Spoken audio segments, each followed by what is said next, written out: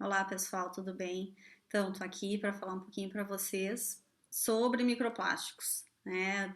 Meus seguidores aí, então, se interessaram pelo assunto, gostaram, é realmente um assunto bastante interessante, é bastante impactante saber, né, dessa realidade dos microplásticos que faz parte da nossa vida, já faz parte inclusive da vida do plâncton, que lamentavelmente vem também ingerindo, né, esses materiais. Então, vamos aproveitar, né? Eu acho que é um assunto bastante interessante para trazer, considerando que essa semana, dia 1º ou dia 5 de junho, é a Semana Mundial do Meio Ambiente. Né? Então, eu acho que é bem interessante a gente abordar assuntos que sejam assim globais. Então, uh, eu trouxe para vocês um artigo bastante interessante que eu encontrei, que é uma revisão, né, que é a biodisponibilidade e os efeitos dos microplásticos no zooplâncton marinho, né, uma revisão. Está publicado na revista Environmental Pollution, de 2019, um artigo super atual, uma revisão de todos os estudos que já foram feitos nessa área. Eu achei muito interessante trazer um pouquinho para vocês desse tema e comentar aqui com vocês esse assunto. Tá? Para quem se interessa, acredito que venha agregar bastante, assim, ó, o cachorro aí se manifestando. Então, é o seguinte, tá? Em primeiro lugar, então, o que, que são, né, os microplásticos? Os microplásticos, eles são partículas de plástico que, de um modo geral, né, por consenso, têm menos de 5 milímetros de tamanho. Tá? Então, quando eles vêm a se particular bastante em função do efeito ultravioleta e também de abrasão, né, que seria da questão mecânica, eles acabam, o plástico, ele chega de um tamanho grande, enfim, do tamanho do resíduo que a gente descarta, e ele vai se particulando em função dessas ações e vai virando cada vez um fragmento menor, porque infelizmente, lamentavelmente, o plástico ele não some da face da Terra. Uma vez ele gerado, produzido, ele fica aí, disponível e ele simplesmente se fragmenta, ele não some ou se decompõe. Então ele vai atingindo tamanhos menores até que ele atinja um tamanho que vai ser disponível para alimentação pelo plâncton, tá? Então, um pouco aí dos conceitos. Outra coisa que eu queria trazer para vocês é a origem, que eu já falei um pouco, de onde vem esse plástico, né, que vem parar nos oceanos. A maior parte do plástico que vai parar nos oceanos, ele é gerado em terra, né, pelas nossas atividades em terra. Então, por isso é muito importante a gente também ter essa questão de um consumo consciente e gerar o mínimo possível de plásticos, porque esse plástico ele não brota no oceano ou não é necessariamente das praias, produzido em regiões oceânicas. Ele chega no mar através de um rio, através dos corpos d'água, os lagos, os rios, todos os rios, eles drenam para o mar, o destino final é o mar. Então, eles acabam parando lá. Né? Então, a gente produz esse resíduo em terra e ele vai parar no oceano. Né, e vai se particular e vai ficar disponível para servir de presa, né, para os organismos marinhos, aquáticos, enfim. Além da origem, falar dos principais problemas, né, assim, introduzindo de um modo geral o tema e depois falar mais especificamente sobre os resultados desse artigo. Tá? Então, o artigo ele tá a descrição, né, a fonte vai estar citada na legenda. Então, vocês podem pesquisar, enfim, quem tiver interesse maior sobre o assunto, tá?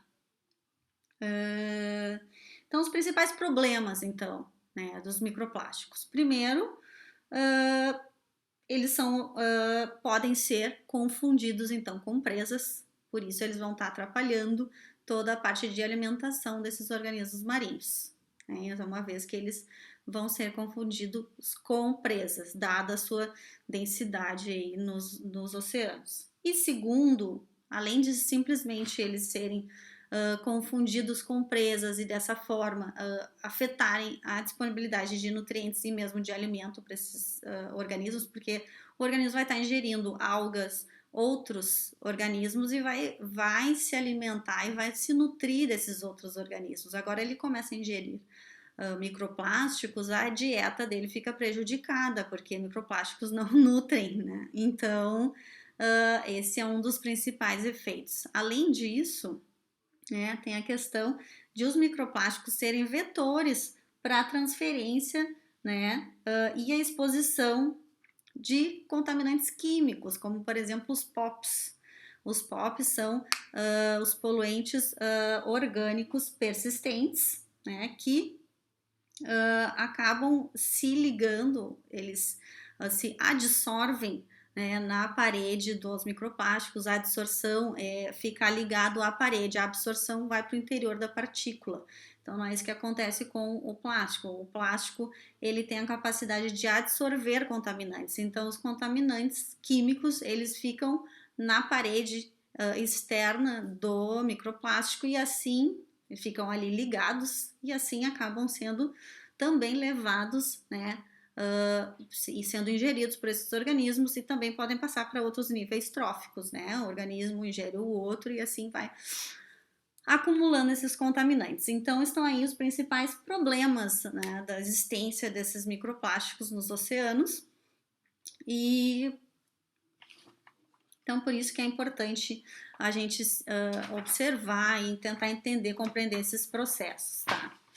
Então, eu vou falar aqui um pouquinho para vocês sobre os principais resultados encontrados, né, principais aspectos que eu salientei, que eu anotei aqui para comentar com vocês, que eu acho bastante importantes. Tá? Em primeiro lugar, os microplásticos estão sendo bastante estudados e bastante preocupantes em função da sua densidade. Eles são abundantes e estão assim espalhados, né, nos ambientes marinhos, não são típicos de alguma região. Eles ocorrem mais em certas regiões, mas eles estão em toda a parte, porque nós geramos plástico, geramos esses resíduos em todos os lugares do planeta. Então, aí, lamentavelmente, ele é global, digamos assim, né? Então, ele é um problema, né, ambiental e econômico, global, tá?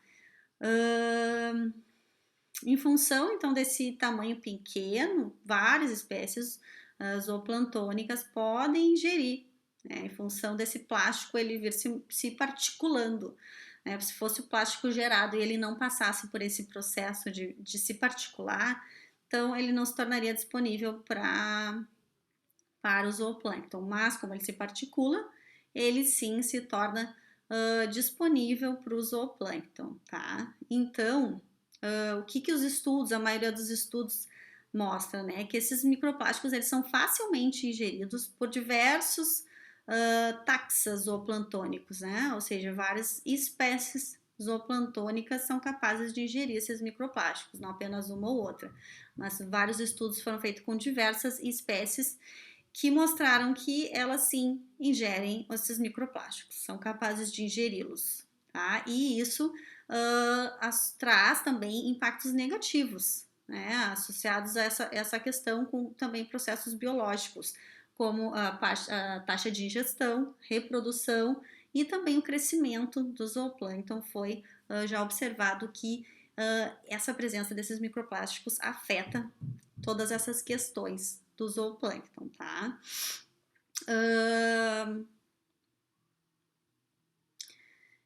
Além disso, né, essa ingestão desses microplásticos e também os químicos, compostos químicos que podem estar ligados a ele, podem ser transferidos sim para níveis tróficos superiores. Então já tem estudos também que mostram, né, que esses compostos químicos ou mesmo os microplásticos podem sim ser transferidos para níveis tróficos superiores, afetando também outros organismos, não só os organismos plantônicos, tá?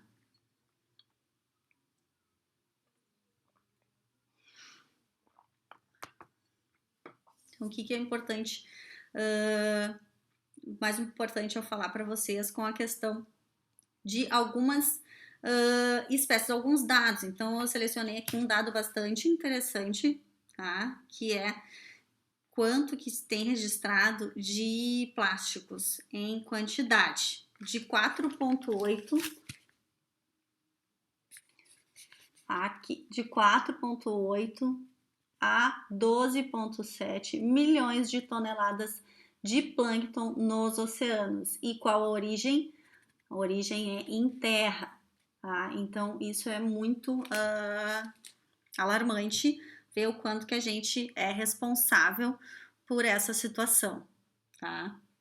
E selecionei também aqui algumas espécies que esse estudo traz uma tabela comparando todos os estudos que já foram feitos até o momento com o zooplâncton e inclusive espécies meroplantônicas. Nós temos o holoplâncton, que é o plâncton verdadeiro, ou seja, que é o plâncton que ele tem todos os estágios de vida dele no plâncton, como por exemplo os copépodos. E temos também o meroplâncton, que é o plâncton temporário, né? Que são organismos que têm fases da sua vida no plâncton, como por exemplo os peixes, né? Então tem as larvas de peixe, tem os ovos e as larvas, enfim, tem sua fase, uma fase de vida no plâncton. Por exemplo, também as larvas de decápodo, larvas de caranguejos, de siris, de camarões, também são meroplâncton, porque são considerados um plâncton, então, temporário, tá? Então, alguns exemplos de espécies que foram estudadas e que sim consumiram esses microplásticos e que sim tiveram funções biológicas prejudicadas, funções de alimentação, de reprodução e de crescimento. Então, podemos citar algumas aqui para vocês, deixa eu ver se vocês conseguem enxergar bem. Tá?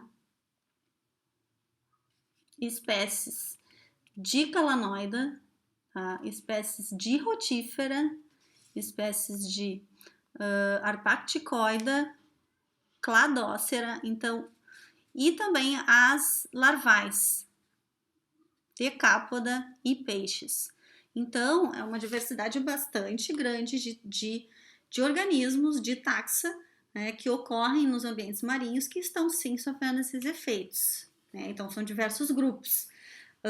Gêneros como comuns, né, como a cártia, eucalanos, calanos, que são copépodes calanoides, temora, que é também bastante comum na nossa costa, é um arpaticoide, um copépode arpaticoide, também teve ingestão desses microplásticos. A bosmina, que é um cladócero, também ingeriu microplásticos. Evadne, cladócero marinho, que também ingeriu microplásticos. E rotíferos, inclusive os rotíferos, Cinqueta, Brachionus plicatilis, são espécies aí que ingeriram os microplásticos e tiveram suas capacidades, seus processos biológicos influenciados, né, negativamente por essa ingestão dessas partículas, tá? Então, um total de 1/4 das espécies estudadas faz parte do meroplâncton. Então, o estudo também atentou para essa importância de se aumentarem as pesquisas com este grupo, né, que são os plâncton, os organismos do plâncton temporário. Das 30 espécies foram estudadas, 25 fazem parte do holoplâncton, que é o plâncton verdadeiro, e 5 espécies do meroplâncton, tá? Então, bastante importante e bastante significativo o efeito desses microplásticos em diversos grupos zooplantônicos marinhos, tá? Então, o estudo ele avaliou com todo o conhecimento que existe até o momento, baseado então nessa temática da ingestão de microplástico pelo zooplâncton, tanto em estudos de laboratório e em estudos de campo. Esse estudo comparou e realmente existem algumas diferenças, porque estudo em laboratório, a maioria deles não considerou a variação de tamanho e de tipo das partículas de plástico. A maioria dos estudos em laboratório é feito com microbeads, que são microesferas de plástico. Então, elas têm a mesma cor, normalmente são incolores ou branquinhas, elas são esféricas, então isso pode afetar a ingestão do zooplâncton, porque no ambiente natural essas micropartículas de plástico elas têm forma diferente, elas têm o tamanho diferente e também elas têm cores diferentes, né? Então isso pode influenciar também as taxas de ingestão dos microplásticos por estes organismos. Tá? Então o estudo é bastante interessante nesse sentido. E também passa um pouco sobre a questão da biodisponibilidade, né, desses microplásticos para o zooplâncton em função disso, né, do tamanho, do tipo, né, da cor dessas partículas, né, como elas estão no laboratório é um tipo e em campo, né, na realidade é outra e pode então ter variações no momento de se comparar esses resultados, tá? A literatura, então, que existe atual, mostra que a ingestão dos microplásticos foi registrada em 39 espécies zooplantônicas, tá? Incluindo holoplâncton e meroplâncton. E também a maioria desses estudos ocorreu em condições laboratoriais, tá? E os efeitos negativos foram documentados em 10 estudos, em 45% deles, demonstrando então que esses efeitos nas taxas de alimentação e no comportamento alimentar, no crescimento, na reprodução, então foram diversos aspectos influenciados negativamente, tá? 14% dos estudos não verificaram efeitos negativos quando o microplástico foi ingerido, tá? Então, isso é um dado que também esse artigo traz, tá? Que mais que eu posso trazer aqui para vocês que eu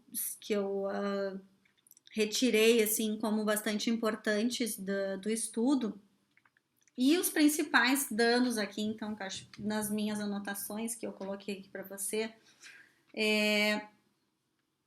os principais danos, então, estão na alimentação, tá? Que seriam efeitos, aqui os danos. Efeitos negativos na alimentação, tá? Então, eles acabam ingerindo menos substâncias ou menos partículas que são nutricionais e acabam ingerindo mais plástico, né? Os efeitos na reprodução, ou seja, baixa alimentação, feed, então diminui também a produção de ovos. Foi encontrado um estudo em copépodes que os ovos foram diminuídos, então diminui a produção dos ovos em função de deficiência nutricional causada pela ingestão dos microplásticos e também deficiências no crescimento. Foi encontrado também que as larvas de náuplio do copépodo tigriopus tiveram um período de duração maior, ou seja, não se desenvolveu assim tão rápido, durou mais tempo para passar de um estágio do náuplio a outro, até chegar no copepodito, até chegar no adulto, tá? Então, esses são diversos efeitos negativos que têm sido registrados e observados nos estudos sobre os impactos desses microplásticos nos organismos, né, marinhos, né, pertencentes ao zooplâncton, tanto o holoplâncton, que é o plâncton então verdadeiro, digamos assim, e o meroplâncton, que é o plâncton temporário, tá? Então, assim, para finalizar, né, esse assunto que é muito importante e que bom que também está sendo bastante pesquisado, já tem inclusive esse estudo maravilhoso que é uma revisão muito bom, assim, muito rico. Algum dado também que eu selecionei aqui que foi importante, porque em muitos lugares a gente lê muitas reportagens ou mesmo matérias que o número de plástico já supera o número de plâncton.